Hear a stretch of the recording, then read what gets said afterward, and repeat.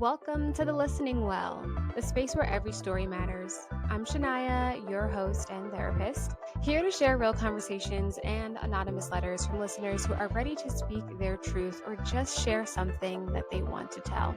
Some stories are spoken, some are written, all are worth hearing. Let's listen in. Hello, everyone. Thank you so much for tuning into today's episode and into another story. Today, we're here with a new guest, Shatel. Can you take a moment to share a bit about yourself and what drew you to reach out to join the podcast today? Yes. Hi, my name is Shatel Peters. I'm a manifestation love coach, and I just saw that you were looking for people to interview, and I thought I really was intrigued by the title, and I just thought to myself, that would be a good place to chat and be a guest on. Yeah, can you share a little bit about what a manifestation love coach is? That sounds like a lot of great things in one title. Yes, so a manifestation love coach. I help ambitious women attract their soulmate through and reconnect in their relationships through reconnecting to their feminine energy through really Mm. deep soul level self-love in order to um honestly get what they deserve and want in a relationship. That sounds really powerful and kind of like well needed at the times. I'm sure like with your line of work, you're familiar with this, but I feel like I myself am married, so I'm not too familiar with what like the dating scene looks like, but it sounds like people are having a really hard time finding like people that they connect with. Do you feel like a lot of people are coming to you because they're kind of part of that pool of people who are really struggling? So it's a little bit of both, right? Like I'm married as well. But a lot of times I have it where if a woman is coming to me who is already in a relationship, they're struggling in their relationship to get what they're wanting from their partner. And then I have the other side as well where like they maybe are thriving in their business, maybe they have a really good career, they're thriving in finances, they can like manifest all the money that they want, but it Mm-hmm. is really difficult for them to find a soulmate, find a love partner. Maybe they keep attracting the same person in a different body, and it's just repeated habits that they're Mm. like, what the heck? Why is this happening? Yeah. So I really am on two sides of the scale here because just because you're in a relationship or married doesn't mean that you're getting what you truly want and desire out of it. So I really show you how you can get what you desire out of a marriage or even just a simple boyfriend girlfriend relationship. Hmm. That sounds extremely empowering, and I look forward to getting to know more about like you and how you got into this work. So, like, let's kind of move into that segment. Like, what piece of your story and your life do you feel like is important to tell here, and what that journey has looked like to get where you are today? So for me, I think I was on my fourth or fifth therapist when I was sitting down with my therapist at that time.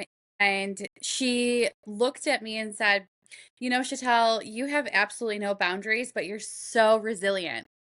And I was like, what does that even mean? I'm like, Right. first of Yeah. all, I don't know what a boundary is. At that time, I was 26 years old. I had no idea what a boundary was. I Hmm. had never heard of the word boundary before. So I was so confused. But then she's also calling me resilient. So I'm like, what is happening here? So Yeah. once we discussed how, I was such a major people pleaser, I was doing things in order to essentially survive. I wasn't Hmm. actually living, I was surviving. And one of my surviving mechanisms was overly pleasing to the point where like it was killing me inside. And I was putting Hmm. myself like on the purest, lowest scale on the podium that you could possibly put yourself on. And in return, I was attracting people just like not just romantic relationships, but also friendships that were horrible. Because essentially, how you treat yourself is how other people are going to treat you. How you treat Right. yourself sets the standard of how other people in your life are going to treat you. So in my life, I was treating myself horrible. I was treating myself to be the absolute last person that I cared about. So that's what I was getting in Hmm. return. I was manifesting friends that were doing horrible things to me, like bleaching my clothes and laughing about it, stealing Wow. expensive things, stealing expensive things, and then being so sneaky to type out a note to tell me like where it was, because I knew if they wrote it, I could track their their writing. Mhm. I was attracting boyfriends who were super abusive and laughing in my face about it by the amount of like scared. Like I was so scared and they would just laugh at me for Yeah. it. I was attracting boyfriends that were super controlling, telling me that I couldn't wear this and couldn't wear that. I just knew that that's absolutely what I didn't want in my life, but Right. I didn't know how to change it. So Mhm. sitting in therapy, her name was is Chelsea, sitting with Chelsea, and her saying to me that, you know, you don't have any boundaries. It opened up a whole new world for me to explore what Right. it meant. So I am a very deep meditator. I meditated one day and I saw myself as the floor, and I had 100 people walking all over me. Mhm. And I was like, "Excuse me, like, can you please not like step on me?" And they would just yell at me and I would go back into the floor. And then it Mhm. flipped and it was reversed and I became the people that were walking, and I was walking with the people, and I was like, "Oh, I need to be the second version of me. Like I don't need to be this version of me that's the floor anymore. That's." Right. So I decided to really dive into it and really understand where this all came from. I understood that when I was growing up, my way of living was that I was taught your outward life is your worthiness. How many people you have in Mhm. your life is your worthiness. So I literally believed that if I had a lot of people in my life, I was more worthy. If I didn't have a lot of people in my life, I was less worthy.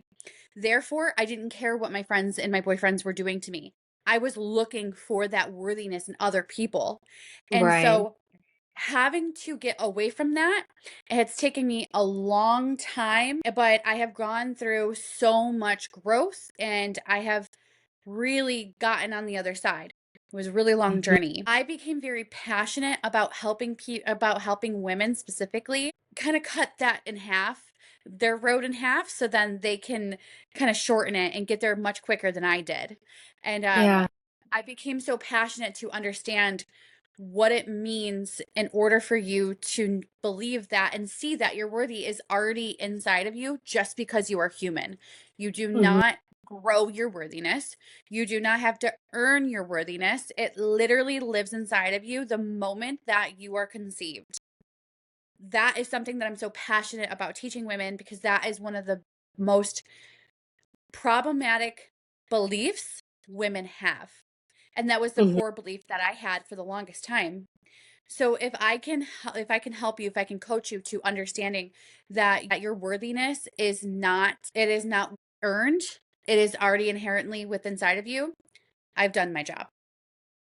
Yeah, yeah. Thank you for taking some time to break that down. There were so many important pieces that you shared in there. And I feel like a lot of the like social norms that are created for women kind of like ties into that like self-worth being found in other people and like putting yourself second to other people, like serving other Yes. people in so many ways.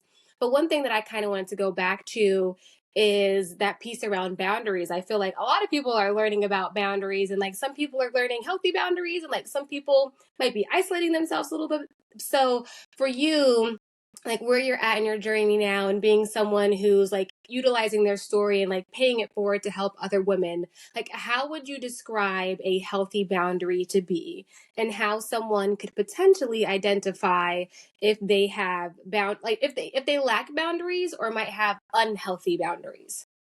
Right. Okay. So a healthy boundary, I would say, is something that is serving you, and you are, I don't want to say not caring about other people's opinions, but you're Mhm. doing it even though you might be hurting someone else's feelings. Even though Mhm. someone you're doing it for you, because it serves your greatest good and it serves your peace within you. And if someone Right. else is hurt by that, you allow them to sit in their own hurtness, but you still withhold your own boundary within yourself. Perfect example. I'm 12 weeks pregnant right now, and I wanted Congratulations. to thank you. And I wanted to have a gender reveal party. I had one for my son. So I was like, naturally I want to have one for this baby. Don't know what the gender Mhm. is yet. But I was really excited. I had a theme. It was going to be like what's baking. I think we were going to have a bunch of Christmas cookies, and Oh, that's I so was like cute. looking at yeah, I was looking at decorations. I took time to make the invitation. I was so excited. I sent out the invitation to everybody that I wanted to invite. And then about 3 days later, I decided that I didn't want to have the party anymore just because Hmm. I just moved into a new house. I'm exhausted. There's a lot of projects in the house that we want to get done. And it's just not serving me right now. Yeah. My boundary is saying, you know what? I'm going to cancel this party and it's going to be okay. Me Hmm. 3, 4 years ago would have been obsessing over someone mad at me because I'm making it about someone else. That's an unhealthy boundary, right? If I'm obsessing over someone else's opinion over a decision that I want to make for myself, you need to check your boundaries right there because you don't need anybody in your life that is just disrupting your peace because you are making a Hmm. better decision for yourself. So I canceled the party. I didn't even think twice. It did not even like occur to me like what people would think, which is not something Right. that I typically do. I typically obsess over other people's opinions. But I was just like, you know what? I said to my husband, I don't think it's the time for us. Maybe when we have, we want to have 3 kids. I said maybe our third kid will have a last hooray because it'll be our last kid. Yeah. And that will be exciting. But right now, it's just not the time. Hmm. I instantly felt so much relief. And that's when you know it is for your greater good. Yeah. Nobody was mad at me. And when you're obsessing over those people's opinions, I would say 99.9% of the time, no one's going to be mad at you. You are just making it up in your head, but it's very real. I say making it up in your head loosely because it's a very, very real feeling. But that's when Right. you need to step outside of yourself and say to yourself, this is something that I'm making up. So I canceled. Nobody was mad at me. I felt so much better. And I thought to myself, my goodness, I am so like, I still, like, it was going to be like next week. And I'm like, oh, I'm so happy. I decided to cancel that party. There's so much in my house. Hmm. I'm like, my skin is crawling thinking about it. I just don't, and I'm like, I'm not like that. I love having parties, but not right now. I just need a break from that. So yeah, that's Yeah. what I would describe a healthy boundary being, and then not having a healthy boundary. Hmm. It takes a lot of like strength to do that. And also, it sounds like being connected with your own intuition, your inner thoughts, and like even your body as well. And knowing like, what is my gut feeling? Like, if I think about this, am I like excited or am I feeling super anxious? Am I feeling fearful? Like you were saying, like, what are people going to think? And kind of allowing yourself to maybe go through that and then also take a step back and say, like, well, what do I need? Like, what was that exciting piece that I was looking forward to and saying like, no, I don't want to do this, and kind of like really leaning into that and knowing that you're being okay. And I think another piece to that also comes with having like secure relationships and knowing that like even if I might disappoint someone, like we're all going to be all right. Like the world's not ending, like everyone's okay, like everything is good. So I think there's a hand in hand that comes with having good boundaries, and as you're placing yourself first, you're having those type of relationships that can withstand the boundaries that you have in place. Does that make sense? Yes. Yeah, and I want to make it clear that you cannot think your way through this. Um I- I'm speaking with years of experience, years Mhm. of training, years of reading books, years of working with therapists, years of knowledge. I've done EMDR, I've done somatic healing, I've done breath work, I've done meditation, I've done journaling. I have done so much work, and like when coaching with me, I call it your tool bag. So Mhm. I say to my clients, I'm going to help you build your tool bag in order for you to understand what you need, like you were saying, in that moment. Because what happens is it sounds real like everything that you're saying is exactly what you should be doing when you're kind of in that spiraling moment. However, your brain wants you to be safe. It does not Right. want you to be thriving. Your brain doesn't care about you thriving. It literally just wants you to be safe. Regardless if that's going to make you happy, mad, sad, it doesn't matter. It just wants you to be safe. So it gets confusing because a lot of people don't have the skill set to take a step back, like you're Mhm. describing, and say, okay, well, I'm feeling this type of way. What do I need right now? So that's why we need to get you to a place where your nervous system is regulated and it feels Mhm. comfortable and safe in order for you to have that end result of being able to be like, I need something right now. I don't need to be spiraling. But like you were saying, society norms are very big with women, and Yeah. we don't have a tool belt right off the bat. I mean, essentially, like I was raised with a narcissistic parent, and that Hmm. parent taught me that my worth was the way that I would be in the world. That's how I was worthy. And so because that was my normal in my childhood, the other adults around me also reciprocated that, and then society also kind of like brought that to my attention too, because like you don't put your mask on first, you put it on the child. And that Hmm. makes you look like a better person. So that makes you more worthy. But none of that's true. None of that is true. So I help you understand how to get your nervous system from a place of not surviving, but thriving. So you can have a clearer brain to hear yourself, like you were saying, connect to your intuition. So you can understand what your body needs in the proper moments. Because if you are so busy being in a survival mode, you're not going to be able to hear yourself and rationalize right for you to calm yourself down. So having Hmm. someone else on the outside is way better for you to understand how to get to a better place. We're not meant to be alone. We are not meant to be doing things by ourselves. The way that society used to live in villages is how we should actually, that's how we were meant to live. And we don't live like Hmm. that anymore, unfortunately, but like we were meant to live in villages. And there's a reason why every single person has their own gifts, and this is just one of mine.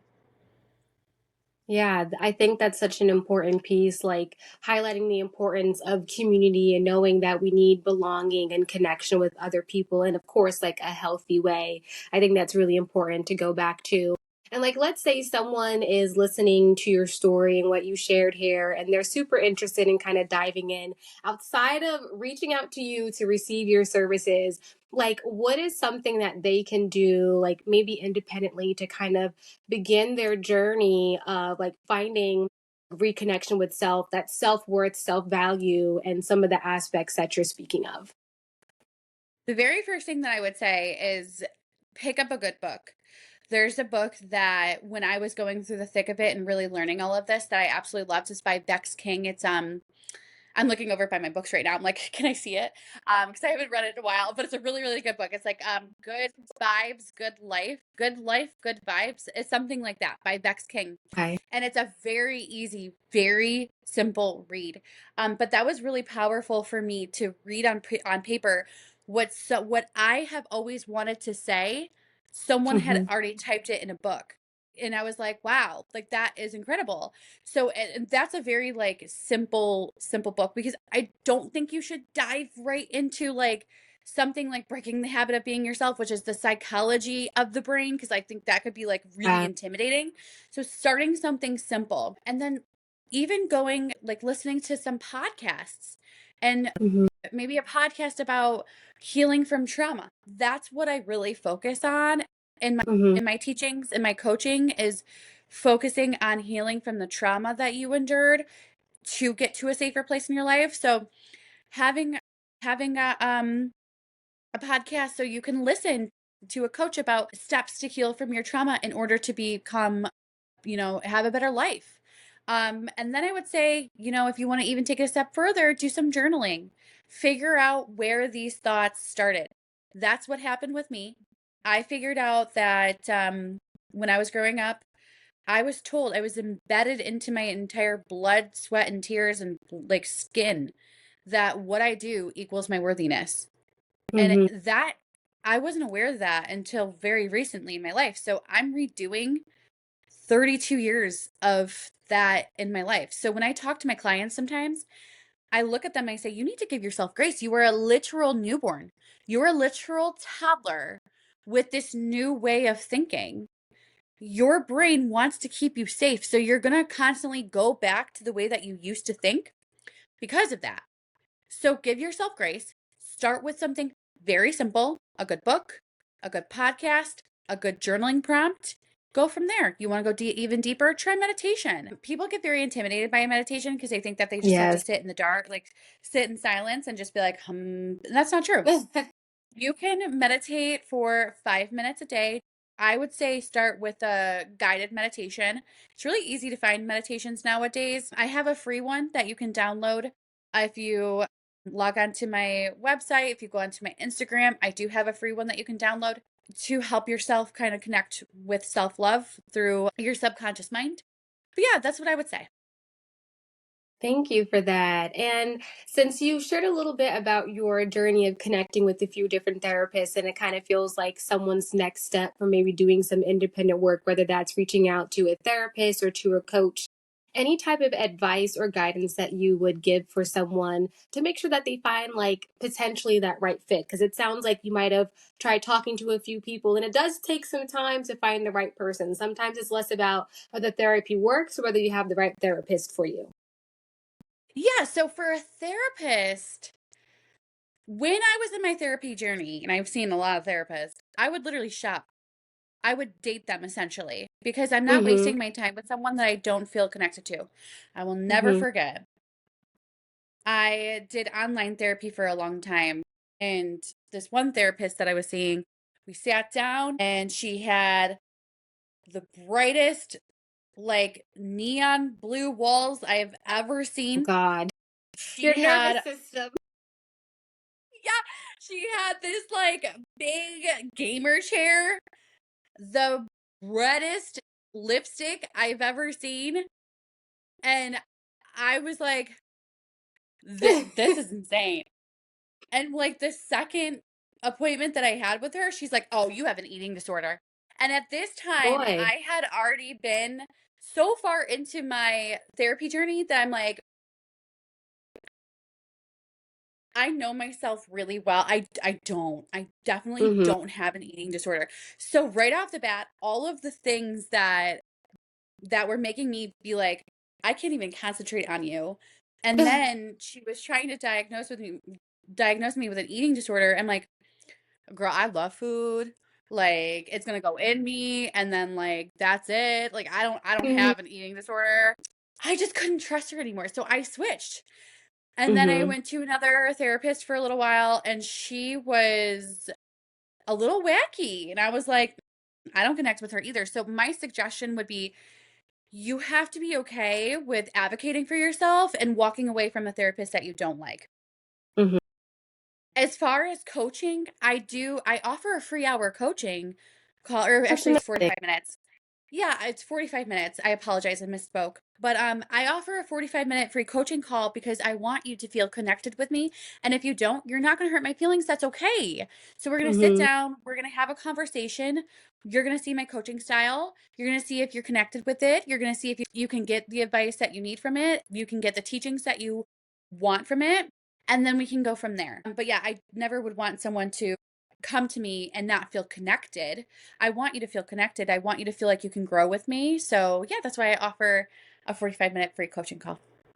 Yeah, and as a therapist, I agree with that too. Like if someone's not if there's no connection there, I would rather them not feel like obligated to stay and stick with it because I feel like some people feel like, "Oh, well, like I kind of already started this journey or I kind of already shared what I Mhm. had to say," and they feel stuck.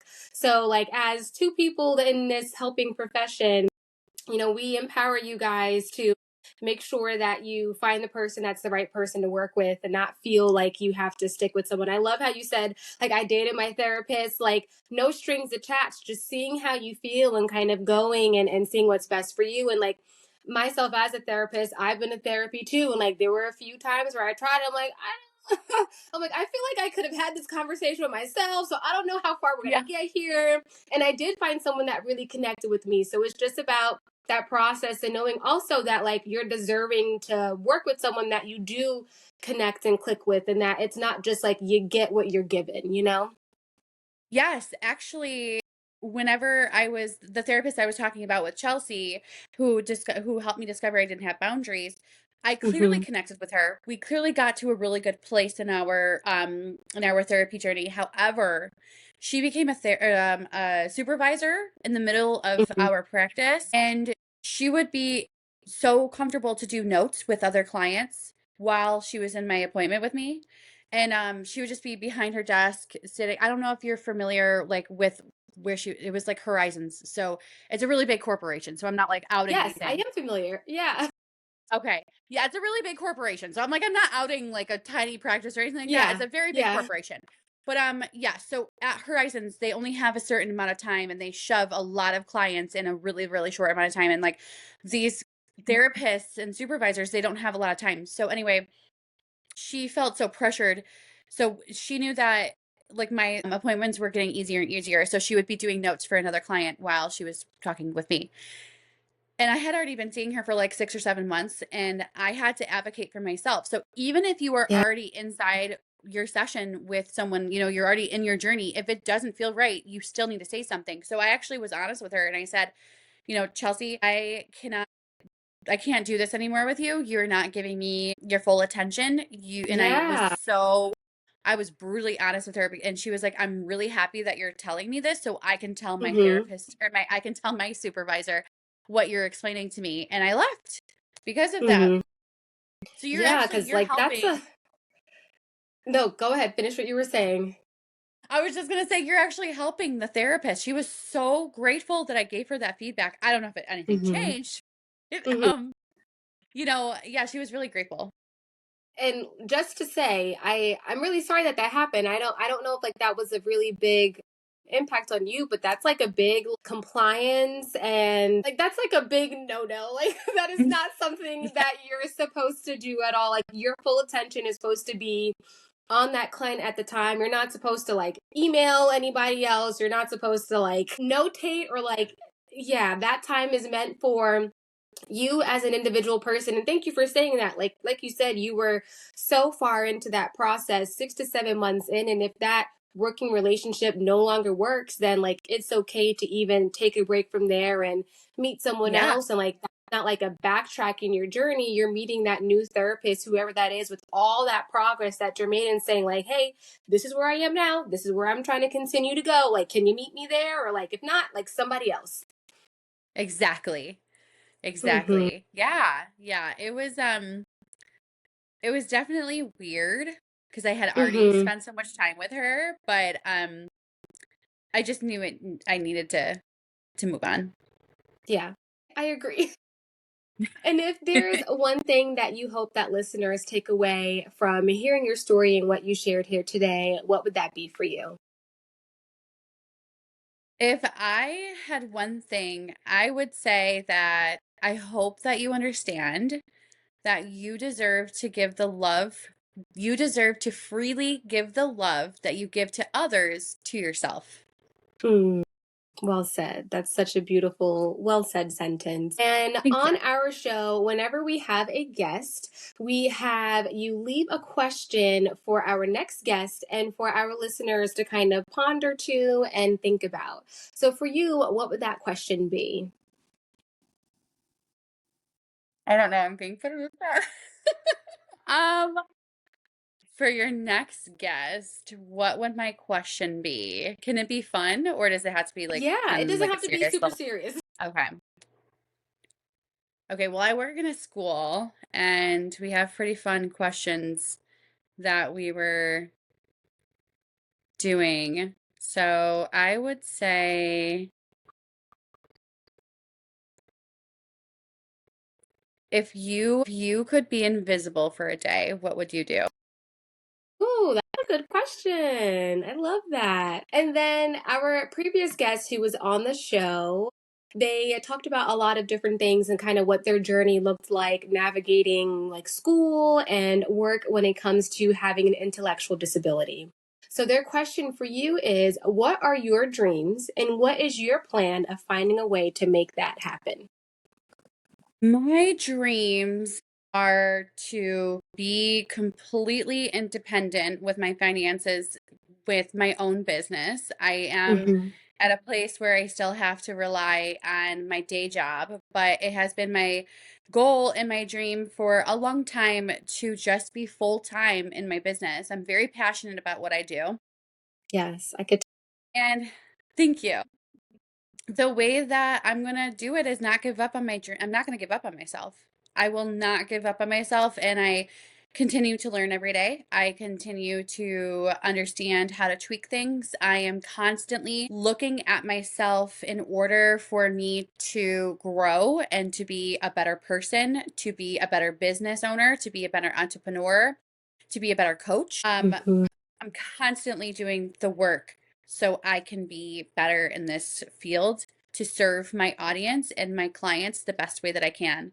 And I know that will serve me one day to fulfill my needs of 100% being able to financially support myself through my business. Absolutely. And what are some ways that folks can get connected with you?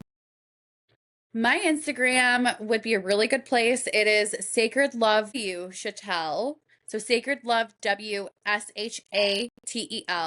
The W just stands for with. It was already taken, so I couldn't take it, which I was like, what the heck? I don't know why. Yeah, But you got to get creative. I know. And then my website is sacredlove.padia.com, and you can schedule a 45-minute free coaching call with me there. I would love to hear from you. And yeah, those are the two best places to definitely reach out. Perfect. We will make sure that that information is linked in the show notes, along with the a free guide that you mentioned is linked. We keep like a running book list, so that's something I'll make sure is on there too for folks to be able to get connected with. And any last things that you would like to share? This was wonderful being on your podcast. It was so great talking with you. It's so interesting that you are a therapist because that was actually my lifelong dream when I was 14 to be a licensed therapist. I went to school for therapy, got my bachelor's degree, realized it wasn't exactly what I wanted to do. So I kind of have been tweaking it ever since. But you do amazing work. That field is not easy, and Mhm. we need more people like you in this world to support Yeah. the mental health crisis that we have. Yes, absolutely. And I just want to share that my journey has not been straightforward. I abandoned my own dreams of becoming a therapist for a good 4 years after getting my master's degree. So, if it's something that you ever think that you want to get into, Chatel, like you said, we always need more therapists, and I encourage you to chase that dream as well. And Well, thank thanks. you so, so much for coming on to the podcast today. It was great talking with you. I know that you create a warm, welcoming environment for your clients. I can feel it here. And I definitely encourage anyone who's listening and has really resonated with what Chatel has to share here to take advantage of her free 45-minute session, because that doesn't always happen. That's not always something that's available to folks. So please Right. like tap into that if you can.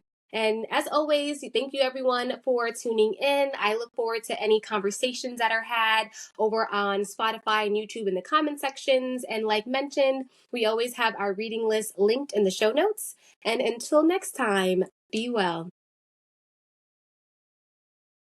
Welcome to the Listening Well, the space where every story matters. I'm Shania, your host and therapist, here to share real conversations and anonymous letters from listeners who are ready to speak their truth or just share something that they want to tell. Some stories are spoken, some are written, all are worth hearing. Let's listen in.